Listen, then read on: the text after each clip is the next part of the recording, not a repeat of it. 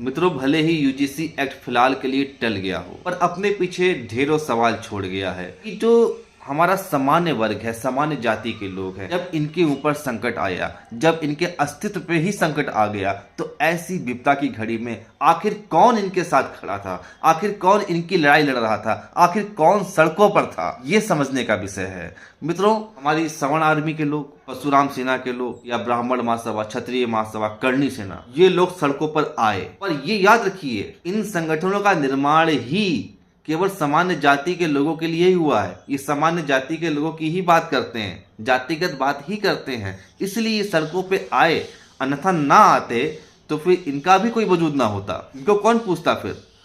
आप ये विचार करिए, जो सामाजिक बातें करते हैं, जो राष्ट्र की बातें करते हैं, जो हिंदू की बातें करते हैं, जो सनातन की बात करते हैं, उनमें से कौन लोग आए सड़कों पर, उनमें से किन्होंने इसकी लड़ाई लड़ी। क्या सामान्य जाति के लोग हिंदू नहीं है? क्या सामान्य जाति के लोग, जो सामान्य वर्ग के लोग हैं, ये सनातनी नहीं है? इनका कोई हक नहीं है? इनका कोई अधिकार नहीं है?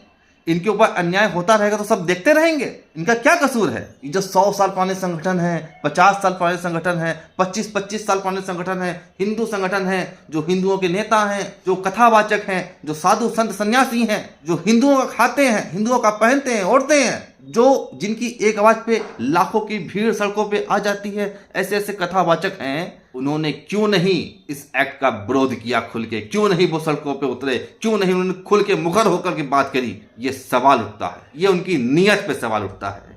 कारण क्या है?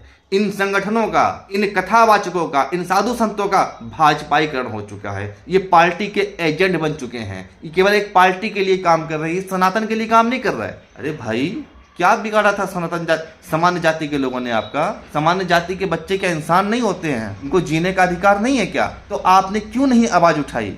वो सनातनी नहीं है क्या? क्यों नहीं आपने आवाज उठाई? ये उनकी असली नीयत को भी उजागर करता है। कौन आपके साथ में था? आप सोचिए, विचार करिए। हमारा एक संगठन है राष्ट्र धारक दल, जो कि एक राजनीतिक पार्टी है, फिर भी हम लोग सड़कों पे थे। 22 जनवरी को पहला धरना पूरे भारत में यूजीसी एक्ट के विरोध में बहराइच में सुबह 11 बजे हम लोगों ने आहूत किया, बड़ा धरना किया, बड़ा आंदोलन किया, पहला आंदोलन। 29 जनवरी को भी सुबह सुबह बहराइच जनपद के नानपारा तहसील में एक बहुत बड़ा आंदोलन हुआ। आप सोशल मीडिया पे उसको देखिए, बड़ा आंदोलन हुआ, गदर काटा हम लोगों ने, लगातार आवाज उठाई। बहुत छोटा संगठन है हमारा, बहुत कम कार्यकर्ता है हमारे पास में, पर जो भी है हमने लड़ाई लड़ी। और ऐसे ही संगठनों की इस देश को, इस समाज को, सनातन को आवश्यकता है। ऐसे संगठनों को आप आगे बढ़ाइए। ऐसे संगठनों को आप, हो सकता है कुछ और भी ऐसे संगठन रहे हों जिन्होंने इस लड़ाई को लड़ा, वो ही सच्चे संगठन हैं। और ऐसे संगठनों को आगे बढ़ाने की आवश्यकता है। अब ये आपके ऊपर है कि आप इन संगठनों को आगे बढ़ाएंगे या इनको अपने हाल पे छोड़ देंगे, ये आपके ऊपर डिपेंड करता है। जो जाति पे आधारित संगठन हैं, जितने भी जाति पे आधारित संगठन हैं, मैं उनको बहुत अच्छा नहीं मान सकता। हालांकि वही लोग काम आए हैं, फिलहाल काम वही लोग आए,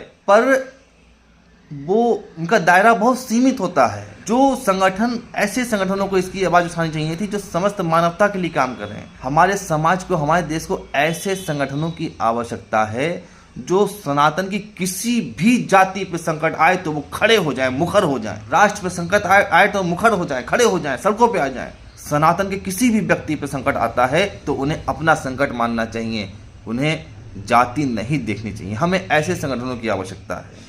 तो विचार करिए। अगर आज भी विचार ना कर सके, तो फिर आप कभी विचार नहीं कर सकते। आज भी आप अगर कोई नया विकल्प ना बना सके, नया विकल्प ना ढूंढ सके, ऐसे लोगों को ना ढूंढ सके जो संपूर्ण सनातन समाज को अपना परिवार समझें, संपूर्ण सनातन समाज की लड़ाई लड़े, चाहे वो किसी भी जाति का हो, किसी भी जाति पे, किसी भी व्यक्ति पर संकट आए तो वे खड़े हो जाए, निष्पक्ष लड़ाई लड़ें, सबकी समानता के अधिकारों की बात करें, सभी को सम्मान देने की बात करें, सभी को समान रूप से आगे बढ़ाने की बात करें, बिना किसी भेदभाव के। ऐसे संगठनों के विस्तार करने में आप अपना सहयोग और धन और तन खर्च करिए। धन्यवाद।